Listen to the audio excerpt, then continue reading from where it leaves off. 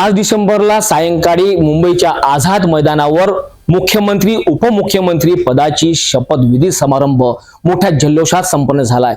मुख्यमंत्री पदाची शपथ देवेंद्र फडणवीस यांनी घेतली, तर राज्यात 6व्यांदा उपमुख्यमंत्री पदावर अजित पवार यांनी सुद्धा शपथ घेतली।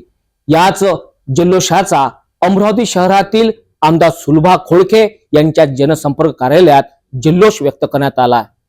अजित पवार यांनी 6व्यांदा उपमुख्यमंत्री पदाची शपथ घेतल्यानंतर त्यांचा जल्लोष अमरावती शहरातील या जनसंपर्क कार्यालयात सुद्धा करण्यात आला।